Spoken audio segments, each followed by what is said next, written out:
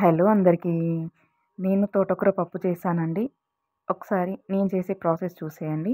పప్పును కడిగిన తర్వాత అందులోకి 3 టమాటాస్ కట్ చేసి వేసుకున్నాను. దాని తర్వాత కడిగిన తోటకూరను కూడా కట్ చేసి ఇందులోకి యాడ్ చేసుకున్నాను. దాని తర్వాత కారము, ఇంకా సాల్ట్, కొంచెం ఆయిల్ వేసుకున్నాను.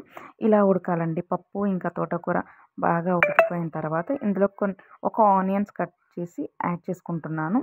అండ్ దాని తర్వాత ఆ పప్పు మసులుతూ ఉండగానే ఇక్కడ నేను తాలింపు వేసేసుకుంటున్నానండి. ఆయిల్ వేసేసుకొని జీలకర్ర, ఎండుమిర్చి అండ్ మెయిన్ ఇంగ్రీడియంట్ వచ్చేసి ఇంగువ అండి.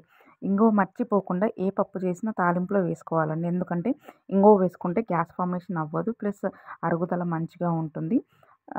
టేస్ట్ కూడా బాగుంటుంది. అండ్ పసుపు లాస్ట్‌లో వెల్లుల్లి రెబ్బలు యాడ్ చేసుకొని ఈ ఈ తాలింపు తీసుకొని వెళ్ళి పప్పులో వేసేయడమేనండి.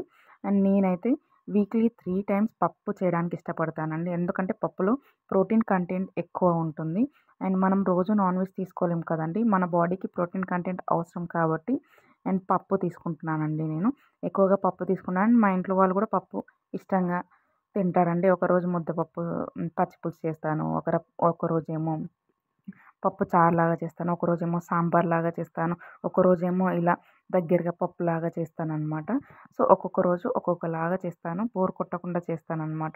దోసకాయ పప్పని, ఆనక్కాయ పప్పని, ఇంకా ఆకుకూరలు పాలకూర పప్పని, తోటకూర అండ్ కలగూర అన్ని ఆకుకూరలేసి కూడా పప్పు చేస్తానండి నేను. అండ్ నేను పప్పయితే చాలా టేస్టీగా చేస్తానండి. ఈ ప్రాసెస్‌లో ట్రై చేయండి ఒకసారి. మీకు కూడా నచ్చుతుంది.